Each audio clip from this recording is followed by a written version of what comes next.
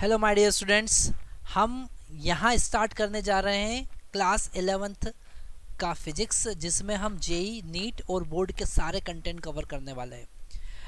इन video lectures में आपको एक कंप्लीट सीरीज़ मिलेगा, जिसमें सबसे पहले हम बेसिक कॉन्सेप्ट आपको एक्सप्लेन करेंगे और वो कॉन्सेप्ट होंगे जेई और नीट लेवल के प्लस बोर्ड लेवल के भी। मतलब आप यहाँ पर बोर्ड की प्रिपरेशन भी कर सकते हो, आप जेई की प्रिपरेशन भी कर सकते हो और नीट की प्रिपरेशन भी कर सकते हो। कैसे? सबसे पहले हमारे जो लेक्चर्स होंगे उसमें हम डिस्क्रिप्टिव कंटेंट बताएंगे, जिसमें प्रॉपर आपको हर चैप्टर का, हर कॉन्सेप्ट का एक प्रॉपर एक्सप्लेनेशन मिलेगा। उसके बाद में हम एनसीईआरटी के सॉल्यूशन प्रोवाइड करेंगे और उसके बाद जेई और नीट में चैप्टर वाइज पर्टिकुलर चैप्टर, जैसे हम यहाँ पर मोशन इन स्ट्रेट लाइन की बात कर रहे हैं, उस चैप्टर के कितने क्वेश्चन और किस टाइप के क्वेश्चन, किस लेवल के क्वेश्चंस जेई मेंस और नीट और जेई एडवांस में आए हुए हैं, वो सारे हम यहाँ पर 1 बाय 1 कवर करेंगे। तो एक भी लेक्चर आपको मिस नहीं करना है और सब्सक्राइब करना है।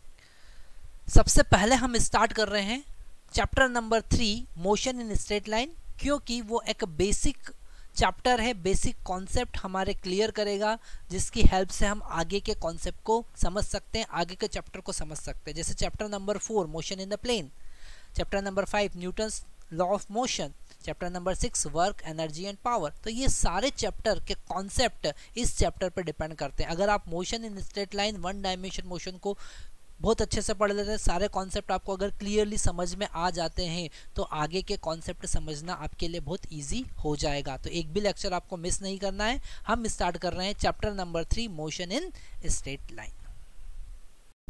तो हम यहाँ पर इस लेक्चर में क्या क्या कवर करने वाले हैं। सबसे पहले हम कवर करेंगे introduction. Okay, meaning, what is meaning of motion, motion का मतलब क्या होता है, हम वो कवर करेंगे। हम यहाँ पर फिर आगे आने वाले जो कॉन्सेप्ट है, जैसे distance, what is meaning of distance, what is meaning of displacement. Okay, हम बात करेंगे what is speed, what is velocity, acceleration क्या होता है उसकी बात करेंगे, है ना। और यहाँ पर इक्वेशन ऑफ मोशन, जो कि 9th क्लास में भी आपने पढ़ा होगा। ये सारे कॉन्सेप्ट 9th क्लास में बेसिक कॉन्सेप्ट तो आप पढ़ ही चुके हैं, पर थोड़े से एडवांस लेवल पर हमको 11th में स्टार्ट करना है। Equation of motion for uniform acceleration, और ये वाला जो कॉन्सेप्ट है सबसे ज़्यादा इंपॉर्टेंट होने वाला है। मोशन अंडर ग्रेविटी, या फिर हम बोल सकते हैं फ्रीली फॉलिंग।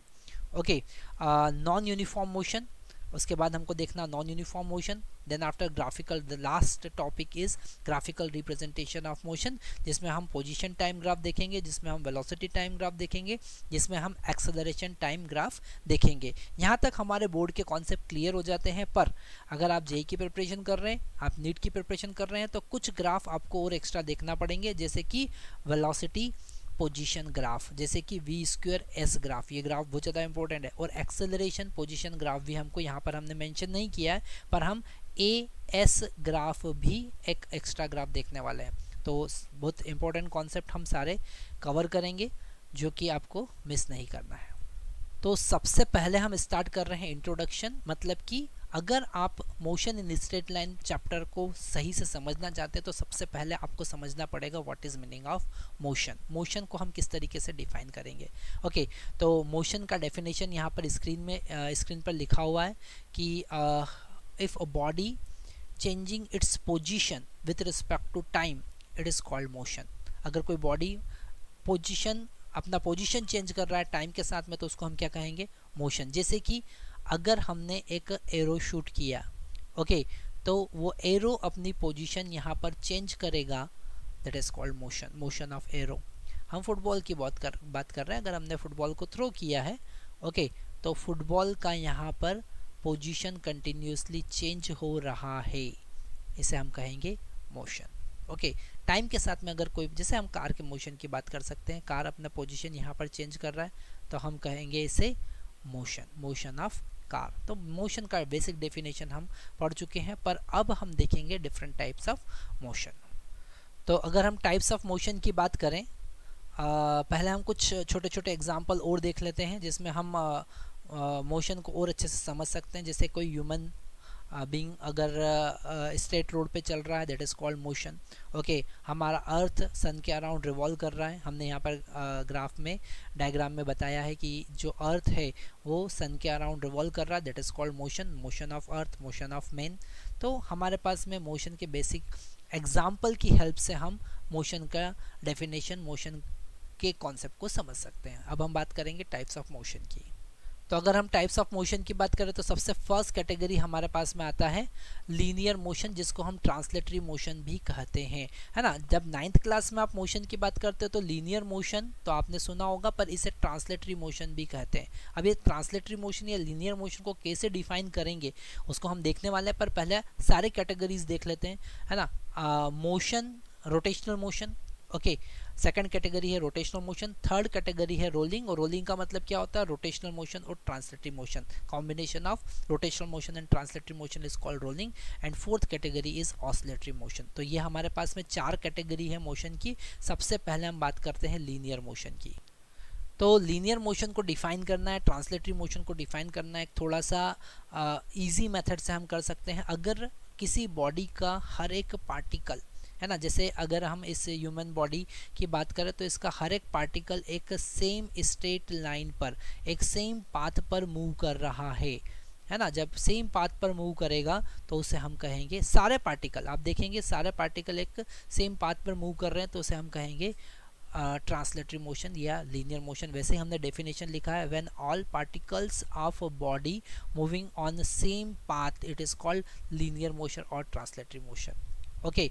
या फिर हम कह सकते हैं, थोड़ा सा हम इसको एडवांस तरीके से देख रहे हैं कि अगर किसी बॉडी का सेंटर ऑफ मास, जैसे यहाँ पर ह्यूमन बॉडी का सेंटर ऑफ मास शिफ्ट हो रहा है, ह्यूमन बॉडी का सेंटर ऑफ मास यहाँ पर शिफ्ट हो रहा है, मोशन कर रहा है, मूव कर रहा है, तो हम उसे कहेंगे ट्रांसलेटरी मोशन, ओके। जैसे यहाँ पर फुटबॉल की बात करें तो फुटबॉल का सेंटर ऑफ मास यहाँ पर एक प्रोजेक्टाइल पाथ पर मूव कर रहा है, पैराबोलिक पाथ पर मूव कर रहा है ना। हम यहाँ पर इसे पैराबोलिक पाथ पर मूव करवा सकते हैं, तो यहाँ पर हम कहेंगे कि ये एक लीनियर मोशन है, ट्रांसलेटरी मोशन है।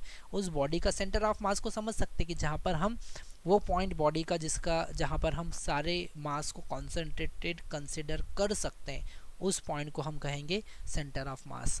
और सेंटर ऑफ मास अगर चेंज हो रहा है तो हम उसे कहेंगे ट्रांसलेटरी मोशन या फिर लीनियर मोशन। नेक्स्ट हम बात कर रहे हैं टाइप्स ऑफ लीनियर मोशन और ट्रांसलेटरी मोशन, ओके। तो पहला कैटेगरी है रेक्टिलिनियर मोशन। रेक्टिलिनियर मोशन का मतलब क्या है, रेक्टिलिनियर मोशन का मतलब पहला कैटेगरी क्या है, रेक्टिलिनियर मोशन जब पार्टिकल एक स्ट्रेट लाइन पर मूव कर रहा है, okay, that is called rectilinear motion. जैसे कि ये ह्यूमन बॉडी, इसका सेंटर ऑफ मास एक स्ट्रेट लाइन पे मूव कर रहा है तो इसे हम कहेंगे रेक्टिलिनियर मोशन। पर कर्व लिनियर मोशन, जब उसका सेंटर ऑफ मास या वो पार्टिकल एक कर्व्ड पाथ पे मूव कर रहा है, उसको हम कहेंगे कर्व लिनियर मोशन। जैसे बुलेट, एक बुलेट हमने फायर किया, ओके, तो बुलेट का जो मोशन है वो स्ट्रेट लाइन में है, ओके, तो उसे हम कहेंगे रेक्टिलिनियर मोशन।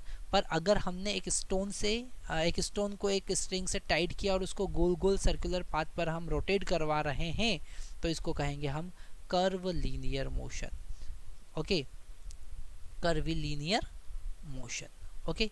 तो यहाँ पर आप इसका डेफिनेशन भी लिख सकते हैं, when particle moving on straight line that is called rectilinear motion, when particle moving on curved path that is called curve linear motion. तो यहाँ पर 2 कैटेगरी हमारे पास में लीनियर मोशन या स्ट्रेट ट्रांसलेटरी मोशन की आती है।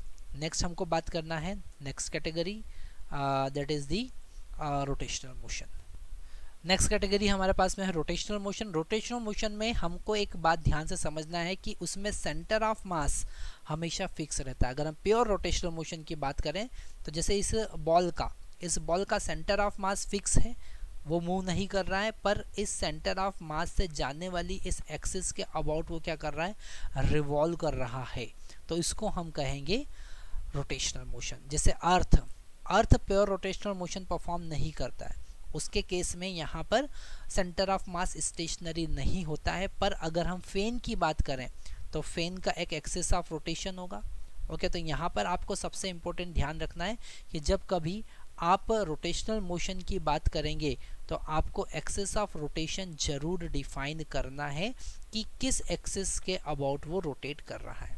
तो यहाँ पर हम रोटेशनल मोशन को बहुत इजीली समझ सकते हैं कि एक एक्सिस के about that is called centroidal axis, एक एक्सिस जो कि सेंटर ऑफ मास से पास होने वाली एक्सिस है, उसके अबाउट अगर कोई बॉडी रोटेट कर रहा है, हम डेफिनेशन से समझ सकते हैं when a body is rotating okay, is rotating about any axis passing through its center of mass is called rotational motion. जैसे हमारे पास स्पिनर का एग्जांपल है, तो स्पिनर का एक एक्सिस, उसका सेंटर ऑफ मास हम स्टेशनरी रखते हैं, उससे ऐसे पकड़ कर रखते हैं और वो फिर रोटेट करवाते हैं, ठीक है। तो उसका सेंटर ऑफ मास स्टेशनरी है, इसीलिए हमने ट्रांसलेटरी मोशन जब डिफाइन किया था तो वहाँ कहा था जब सेंटर ऑफ मास मूव करेगा तो वो ट्रांसलेटरी मोशन, और जब सेंटर ऑफ मास स्टेशनरी है और बॉडी किसी एक्सिस जो कि सेंटर ऑफ मास से पास हो रही है उस एक्सिस के अबाउट रोटेट कर रहा है, तो उसे हम कहेंगे रोटेशनल मोशन। तो यहाँ पर आपको रोटेशनल मोशन, ट्रांसलेटरी मोशन को ध्यान से समझना है, इसीलिए हम एक सेंटर ऑफ मास जैसा नया कॉन्सेप्ट इंट्रोड्यूस कर रहे हैं, क्योंकि उसके बेसिस पे हम डिफ्रेंशिएट करते हैं कि वो ट्रांसलेटरी मोशन परफॉर्म कर रहा है या रोटेशनल मोशन परफॉर्म कर रहा है। नेक्स्ट कैटेगरी हमारे पास और इंटरेस्टिंग आने वाला है, जिसको हम कहेंगे combination of translatory motion and linear motion, that is called rolling.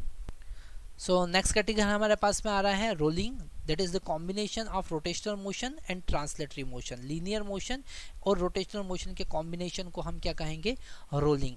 Okay, जैसे कि अगर हम एक डिस्क को थ्रो करते हैं, है ना, फ्लाइंग डिस्क जो होती है उसको थ्रो करते हैं, तो फ्लाइंग डिस्क जो होती है वो उसके सेंटर ऑफ मास की पोजीशन भी चेंज हो रही है और वो रोटेट भी हो रहा है, तो उसको हम कहेंगे रोलिंग, है ना। जैसे कि यहाँ पर अगर हमने बॉल को थ्रो किया तो ये बॉल अपने एक्सिस के अबाउट रोटेट भी कर रही है, ऐसे एक्सिस के अबाउट रोटेट भी करेगी और इसका सेंटर ऑफ मास यहाँ पर मूव भी करेगा, तो इसको हम कहेंगे रोलिंग। जैसे हम अर्थ की बात करें, जैसे हम पहले भी डिस्कस कर चुके हैं, ये अर्थ का सेंटर ऑफ मास इस एलिप्टिकल पाथ पे मूव कर रहा है और ये अपने एक्सिस के अबाउट रोल भी कर रही है, अपने एक्सिस के अबाउट रोटेट भी कर रही है, तो ऐसे कॉन्सेप्ट को, ऐसे मोशन को हम कहेंगे रोलिंग। ओके, तो हम यहाँ पर बेसिक डेफिनेशन देख रहे हैं। लास्ट कैटेगरी हमारे पास में आता है ऑसिलेटरी मोशन।